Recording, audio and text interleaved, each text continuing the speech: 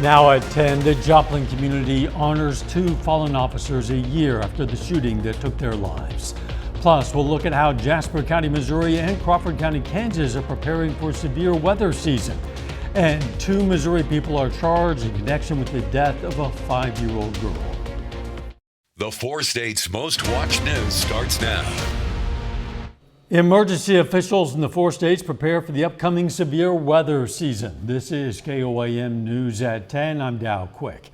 KOAM's Yana Hautala talked with emergency management officials about their preparation and some tips they give for residents during bad weather.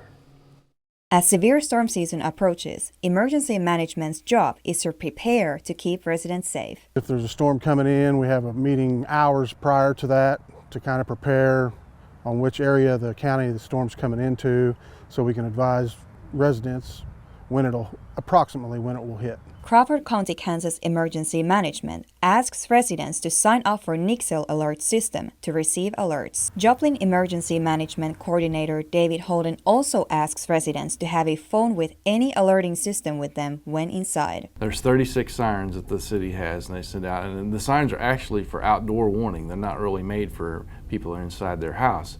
That's why you should have a weather radio or have an app on your cell phone that will also let you know that there's a storm coming. Joplin School District's community storm shelters are open for public. While Crawford County has 7 public shelters within the county, the city of Pittsburgh does not have any. USD 250 school shelters are for the students and staff during school hours only. Individuals installing tornado shelters in homes are asked to register them with your county. Register it with our GIS office at the Crawford County website. That way we know if a tornado does happen in search and rescue process, we know there's a tornado shelter there and we can come find you. Both officials remind to stay in an interior part of your home during tornado and leave for flooding. People have plans, but they don't practice them. I'm not saying you have to do it every week, but every once in a while, just go over your plan. Yana Hautala, KOAM News. David Holden says the public is welcome to attend a tornado and severe weather class they're hosting with the National Weather Service. That's going to be next week, March 16th, 1:30 p.m. at the Training Center in Joplin. You can also download the KOAM Skywatch weather app to stay up to date on severe weather in the area. No severe weather anytime soon. Rain, though. Let's check in with meteorologist Doug Eddy. Yeah, we have had showers over the past couple days. We have more rain, which is going to affect us, thankfully not severe. But remember, that is right around the corner, and it should be an active season. For us today, just kind of dreary. 53, 46 is where we started out. We still have the clouds out there. We have light showers, light drizzle, heaviest rain once you get down through southern parts of Oklahoma. But we are going to get the light showers, drizzle, and even some fog throughout the overnight hours tonight. It's thicker on the Kansas, Oklahoma side, kind of working into southwestern parts of Missouri. So if you are going to be out tonight, just be careful that visibilities are dropping just a bit. Upper 40s to near 50 degrees. Showers especially pick up by morning. Overnight low down to about 46. Another storm system for the weekend. We're going to break it all down for you here in just a bit. See you soon. The Joplin Police Department and community are honoring 2 officers who were fatally shot in the line of duty 1 year ago today. The JPD hosted a memorial service for Corporal Ben Cooper and Officer Jake Reed. Joplin Mayor Doug Lawson began the day by saying Joplin flags be flown at half-staff in the city until the 15th to remember the 2 officers. This morning, the first of 2 memorial services to remember Officer Jake Reed and Corporal Ben Cooper was held at the Joplin Public Safety Center. Joplin Police Captain Will Davis says the events of that day will have an impact forever. It's the most heartbreaking thing that you've ever heard in your entire life. You'd hope to go an entire career without ever having to experience an officer's funeral. Losing one of your own and having to do it. 2 officers in one incident and almost, a third with Officer Hershey. Officer Brian Hershey was released from the hospital after numerous surgeries. He has since recovered from his gunshot wound and is a school resource officer. This weekend, the city will hold an additional service to honor Officer Jake Reed. On March 11th of last year, Reed's organs were donated as a final act of service. Saturday's 10 a.m. ceremony will honor his sacrifice and includes a Joplin City Council proclamation for Jake Reed Day. We're learning new details from the Crawford County Sheriff about yesterday's hours-long search for Aaron Swink. Swink was released on parole on March 2nd. The Kansas Department of Corrections listed him as absconded on March 6th. After more than 10 hours of searching South Pittsburgh yesterday, Sheriff Danny Smith says a called-in tip led to the capture. Smith says deputies and police officers were already looking for Swink before he allegedly shot at a vehicle, a building, and exchanged gunfire with deputies on Monday night. We had tried to negotiate him to give himself up. During those times, he had shot at law enforcement, and there was an exchange of gunfire with the suspect. At some point in time, it was a long duration that we'd been out there, but he had gotten in his car and a pursuit started. The sheriff praised other local and state law enforcement agencies for helping in the search and arrest. Skeletal remains discovered in Delaware County, Oklahoma last month have now been identified. They're the remains of Chris Teal. He had been reported missing in January of 2017 and was last seen in Jay. The Bureau of Indian Affairs have posted this picture on its website. The remains were found northeast of Jay, Oklahoma, February 12th by someone cutting wood. The cause of death is still unknown. 2 women are charged in the death of a 5-year-old girl from Waynesville, Missouri. We want to warn you, some of the details in this case are disturbing. Police say yesterday morning a boy went to school and told a resource officer his sister wasn't waking up.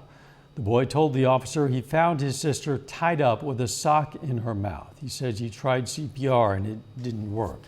Now Shamira Buford and Angela West are charged with second-degree murder, involuntary manslaughter, and endangering the welfare of a child in that case. Police say when they got to the house, they found the 5-year-old dead in the corner of a room. The 2 women were asleep in another room. Officers found marks on the girl's wrists, neck, and ankle, and a rope next to her. Police say both women confessed to tying up and gagging the girl at night. They say it was because she was stealing food. Police say when West was asked about the possibility of the 5-year-old dying of asphyxiation from the sock in her mouth, West said she, quote, thought the girl was okay because she could breathe through her nose. Authorities say the 2 women were in a relationship and the 5-year-old is the biological child of one of them. Buford and West are both jailed without bond. If you want to know more about the investigation, you can see the court documents online right now at KOAMnewsnow.com.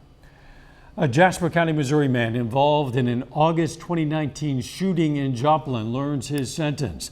Paul Phillips was originally charged with assault, armed criminal action, and unlawful possession of a firearm.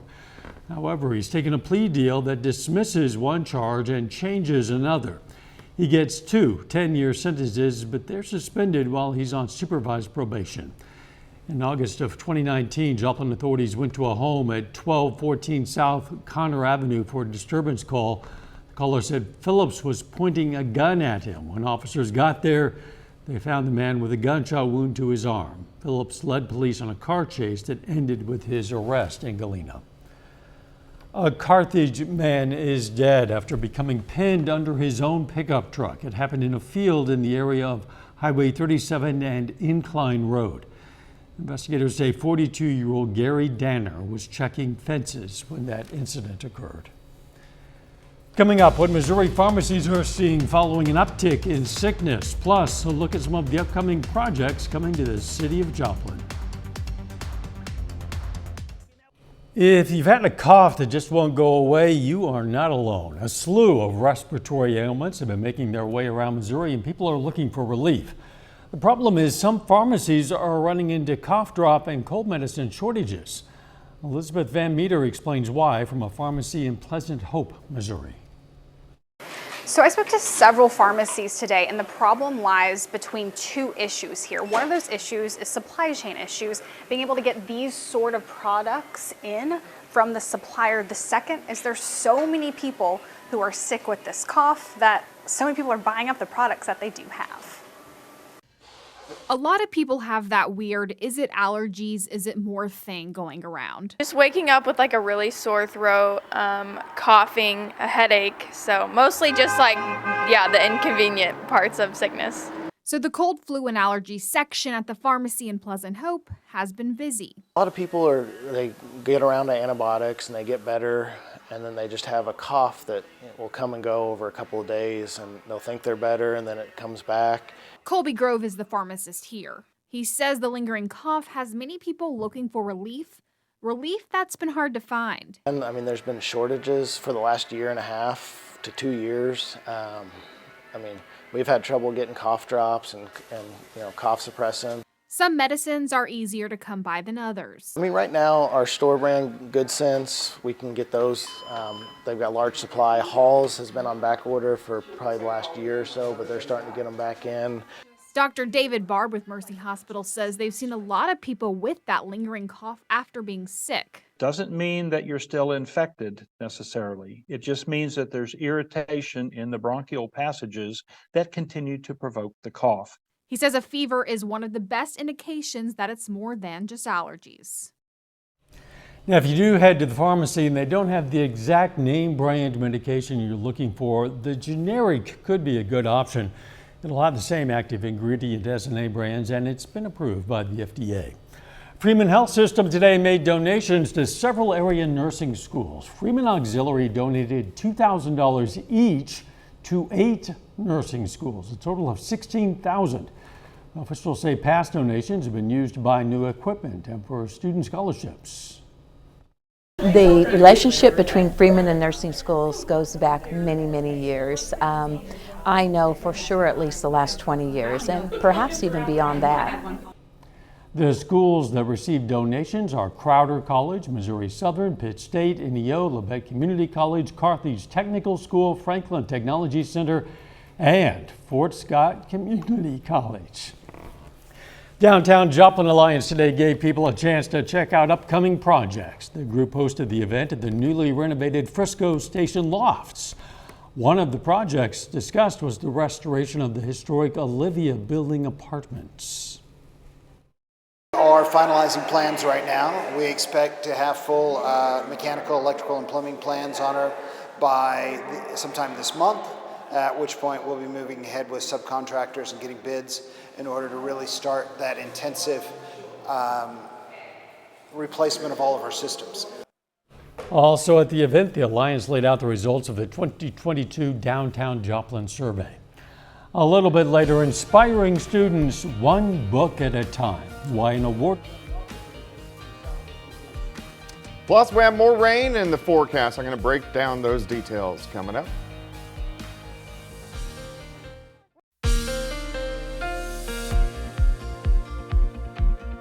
Well, of course, a dreary day for us today. We have the clouds all day long. We've had the fog, the drizzle, kind of picking up for us this evening. And this is what we're going to see tonight. So if you are going to be out on the roadways, be careful just because visibilities are going to drop just a bit. Plus, it's kind of chilly. You can see most of us are sitting upper 40s to near 50 degrees. The fog's not quite as thick once you get into southwestern Missouri, but still a little drizzly, a little foggy. 49 out there, humidity, of course, high at 90%. All right, check this out. Here's where the fog is the thickest right now. Southeastern Kansas, northeastern parts of Oklahoma, not a whole bunch going on southwestern Missouri, but do remember, we are going to have patchy fog. Visibilities will drop as we go through the overnight hours. Socked in with the clouds, we have these light showers. See one little shower right on top of Pittsburgh, another over near Fredonia, and then picking up a bit once you get into northeastern Oklahoma. All these are light, not really anticipating any thunder or lightning. Once you get into southwestern Missouri, a little shower from Columbus right through Joplin, Mount Vernon to Monette. What you see out there right now, that's what we're going to have tonight. The heavier showers and thunderstorms, southern parts of Oklahoma. This moisture is going to head toward us, but the storms are going to stay south of the area. But you can see it's kind of filling in a little bit, Oklahoma City to Tulsa. So when's the best chances for rain at your house? You can see the chances really go up after about 3 or 4 o'clock in the morning. This means widespread rain, or not just drizzle, but actual showers. 6 a.m., 8 a.m., 10, noon, 2 p.m., and then it trails off. So mainly 6 a.m. until 2 p.m. That's when we're going to have the scattered showers across the region. All right, let's step through time. Light showers. We're stopping at 3:30 in the morning, and let's go into the morning hours. Again, light scattered showers. This is 7 a.m. They continue through the morning. Here's about 10:30 in the morning. But once we get into the afternoon, here's 2 o'clock, most of the showers on the Missouri side, then gone by evening. You can see our temperatures really don't go anywhere. We kind of hang out, lower 50s. Tomorrow night we clear out. It's going to be cold. We drop back into the mid 30s. Friday overall, a nice day, just kind of chilly as we hang out into lower 50s. And then here come the clouds again. Here comes the rain again, moving in just in time for the weekend. All right, first off, rainfall amounts with wave number 1, meaning the light showers we get tonight into tomorrow. Not much, maybe 1/10 of an inch. See the better chance for showers during the morning, cloudy and dry by the time we head into the evening hours. But of course, the weekend right around the corner, we're going to get rain, showers, thunderstorms the first half of the day. And then once we get into Saturday evening and night, we'll get another round of showers and thunderstorms. But I do think most of these are going to be out of here by Sunday. So Sunday will be the better of the 2 days. 55 tomorrow, 53 on Friday. Showers, thunderstorms Saturday. Remember your clocks jump forward early Sunday morning. Monday, Tuesday, and Wednesday look great. And then showers and thunderstorms, and maybe even a wintry mix late next week. So we stay pretty active over the next 10 days. I don't like the looks of those lows in the 20s, particularly lower 20s. I know, we don't want to get freezes much past this point. No, it could damage some tender vegetation. Thanks, Doug. An award-winning author stopped by McDonald County High School today. Ibi Zaboy is a Haitian-born author of young adult fiction who has received national recognition for her work. She talked with students about her experience as an author. The visit included a question and answer session, a book reading, and an opportunity for students to buy and get their books signed. I am so grateful to be here. There's a lot of things happening in our country where young people are not given access to certain kinds of books. But here, the librarian and the teachers were so welcoming. So I know that there are people on the right side of history who are making sure that young people read the books that they love. Her young adult novel, American Street, was a finalist for the National Book Award for Young Adult Literature in 2017. Some Missouri Southern students got some new wardrobe items for future careers. The university hosted its 9th annual Dress to Impress event. It's sponsored by the Southern Career Services Office and the Joplin Area Chamber of Commerce Young Professionals Network. It allows students to start or expand their professional wardrobe to prepare for the upcoming spring career fair and their careers. Things that's a really great opportunity for our seniors to help mentor freshmen is to help them understand as they prepare for internships, as they prepare for job shadows, that peer-to-peer mentoring is also very effective. Clothes are donated by volunteers who no longer need them. Clothes include such things as suit jackets, ties, blazers, shoes, and more. Coming up, new technology to help prevent plane collisions. Plus, the U.S. State Department works with Mexico to bring back the bodies of 2 Americans killed in kidnappings. The U.S. State Department is working with Mexico to bring home the bodies of 2 Americans killed after they were abducted.